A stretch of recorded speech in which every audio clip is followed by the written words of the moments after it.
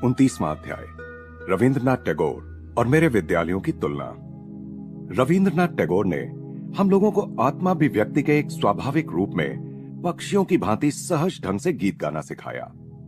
एक दिन प्रातःकाल जब मैंने रांची के अपने विद्यालय के एक 14 वर्षीय छात्र भोलानाथ के सुरीले गायन की प्रशंसा की तो उसने यह बात बताई। बीच बीच में वह गाता ही रहता था, चाहे उसे कोई गाने के लिए कहे या ना कहे, बस सुरीली तानों की झड़ी लगा देता था। मेरे विद्यालय में आने से पहले वह रविंद्रनाथ टैगोर के बोलपुर स्थित सुप्रसिद्ध शांति निकेतन विद्यालय का छात्र रहा था। मैंने उससे कहा, रविंद्रनाथ के गीत बचपन से मेरे होठों पर रहे हैं। सारे बंगालियों को, यहां तक कि अनपढ़ किसानों को भी उनकी मनोहारी कविताओं में आनंद आता है। भोला ने और मैंने साथ साथ टैगोर के कई ध्रुव पद गाए। उन्होंने हजारों भारतीय गीतों को संगीत में ढाला है, जिनमें से कुछ तो उनकी अपनी रचनाएं हैं और कुछ प्राचीन गीत हैं। हमारा गायन समाप्त होने के बाद मैंने कहा, साहित्य के लिए रविंद्रनाथ को नोबेल पुरस्कार मिलने के शीघ्र बाद ही मैं उनसे मिला था। मुझे उनसे मिलने की इच्छा इसलिए हो रही थी कि अपने साहित्य के आलोचकों से निपटने में स्पष्टवादिता का उनका साहस मुझे बहुत अच्छा लगता था। यह कहकर मैं हंस पड़ा। भोला का कुतूहल जाग उठा। उसने पूरी कहानी सुनने की उत्सुकता प्रकट की। मैंने बताना शुरू किया। बंगाली काव्य में नई शैली लाने के लिए विद्वानों ने टैगोर की कटु आलोचना की। उन्होंने पंडितों को अत्यंत प्रिय लगने वाले निर्धारित नियमों को ठुकराकर लोक भाषा की पदावली को शास्त्रीय पदावली के साथ मिला दिया। उनके गीतों में मन को छू लेने वाले शब्दों में गहन दार्शनिक सत्य होता है। प्रचलित साहित्यिक ढंग की उन्होंने कोई परवाह नहीं की। एक प्रतिष्ठित समालोचक ने अत्यंत द्वेष के साथ यह कहते हुए रविंद्रनाथ का उल्लेख किया, अपनी गुटर गूं को छापकर 1 रुपए में बेचने वाला कपोत कवि। किंतु टैगोर को भी अपना बदला लेने का अवसर जल्दी ही मिल गया। अपनी गीतांजलि का उन्होंने स्वयं ही जब अंग्रेजी में अनुवाद किया तो संपूर्ण पाश्चात्य साहित्यिक जगत ने उनके चरणों में अपने श्रद्धा सुमन अर्पित कर दिए। एक पूरी रेलगाड़ी भरकर पंडित, जिनमें एक समय के उनके आलोचक भी शामिल थे, उनका अभिनंदन करने के लिए शांति निकेतन पहुंचे। जानबूझकर उन्हें काफी देर तक बिठाकर रखने के बाद ही रविंद्रनाथ उनसे मिले और फिर निर्विकार भाव से मौन रहकर उनकी प्रशंसा सुनते रहे। अंततः आलोचना के उनके ही प्रचलित अस्त्र को उन्होंने उन्हीं की ओर मोड़ दिया। उन्होंने कहा, सज्जनों, आप जिन गौरव सुरभियों की वर्षा यहां मुझ पर कर रहे हैं, उसमें आपकी गतकालीन घृणा की दुर्गंध भी विसंगत रूप से मिली हुई है। मेरे नोबेल पुरस्कार मिलने और आप लोगों की प्रखर प्रशंसात्मक बुद्धि के अचानक जागृत होने के बीच कहीं कोई संबंध तो नहीं। मैं तो अभी भी वही कवि हूं जिसने आप लोगों को तब बड़ा ही नाराज कर दिया था जब मैंने प्रथम बार बंगाल मंदिर में अपने विनम्र काव्य सुमन अर्पित किए थे। समाचार पत्रों ने टैगोर द्वारा सुनाई गई निर्भीक फटकार का वृतांत प्रकाशित किया। चापलूसी से सम्मोहित न हुए उस पुरुष के स्पष्टवादी शब्द मुझे बहुत पसंद आए।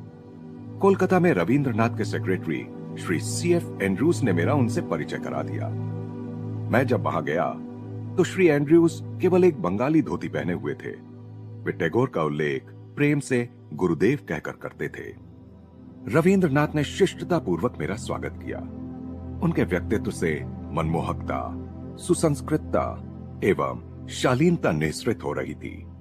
उनकी साहित्यिक पृष्ठभूमि के बारे में मेरे प्रश्न का उत्तर देते हुए उन्होंने बताया कि वे मुख्यतः हमारे धार्मिक ग्रंथों तथा 14वीं शताब्दी के एक लोकप्रिय कवि विद्यापति से प्रभावित रहे हैं।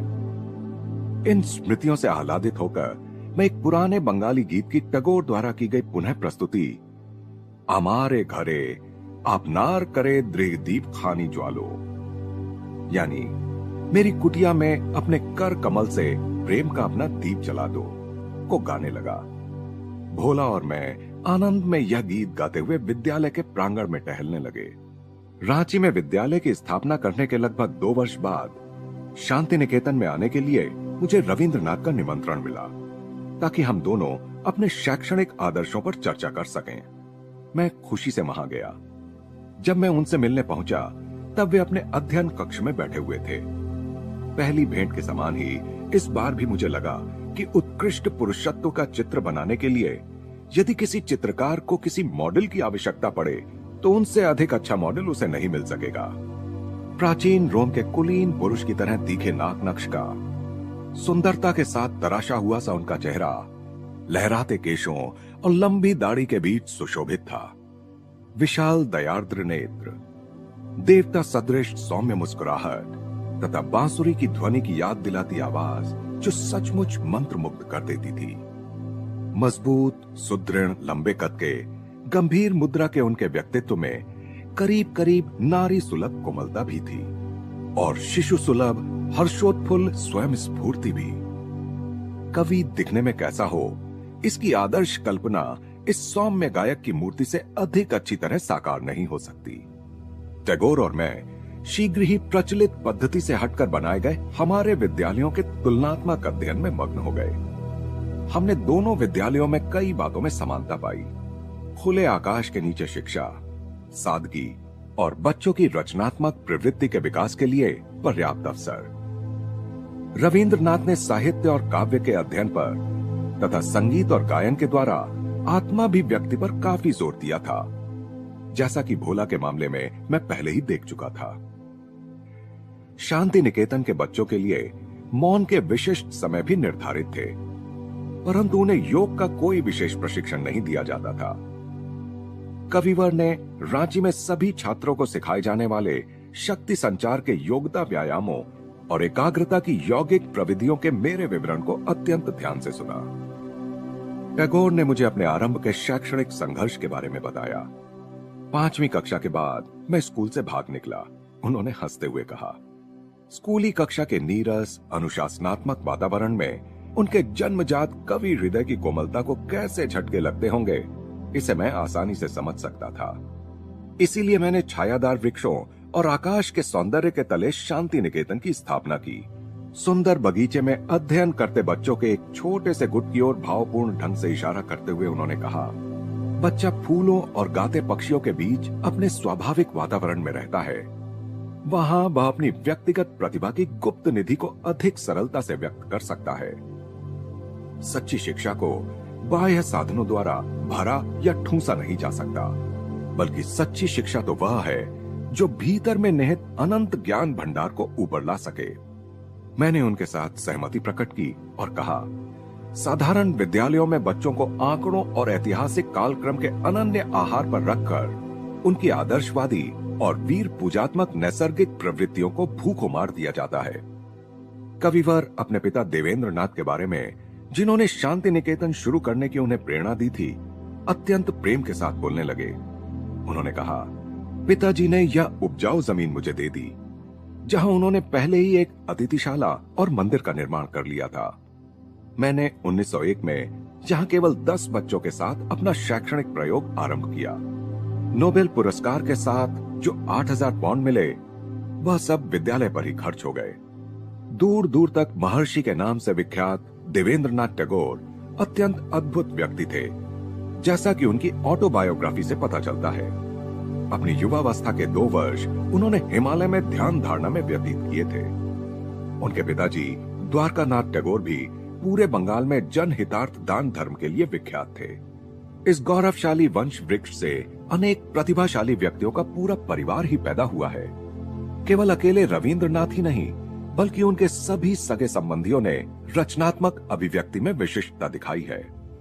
उनके भतीजे गगनेंद्र और अवनींद्र भारत के शीर्षस्थ चित्रकारों में थे। रविंद्रनाथ के भाई द्विजेंद्र एक दार्शनिक थे, जिनसे पक्षी और जंगली पशु भी प्रेम करते थे। रविंद्रनाथ ने मुझसे एक रात अतिथिशाला में रहने का आग्रह किया। शाम को आंगन में बैठे कविवर और बच्चों के दृश्य ने मेरा मन मोह लिया। मैं अतीत काल में पहुंच गया। मेरे सामने प्रस्तुत दृश्य प्राचीन काल के किसी आश्रम की तरह लग रहा था। आनंद में विभोर गायक और उसके चारों ओर बैठे उसके भक्तजन सभी दिव्य प्रेम के प्रभा मंडल से घिरे हुए। टैगोर मित्रता की प्रत्येक गांठ मनोमाधुर्य के धागे से बांधते थे। वे कभी भी अपनी बात पर जोर नहीं देते थे। एक दुर्निवार्य आकर्षण शक्ति से खींचकर हृदय जीत लेते थे।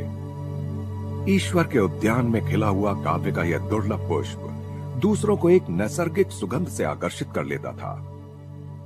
अपनी मधुर आवाज में रविंद्रनाथ ने हमें अपनी कुछ अति उत्कृष्ट नवरचित कविताएं पढ़कर सुनाई।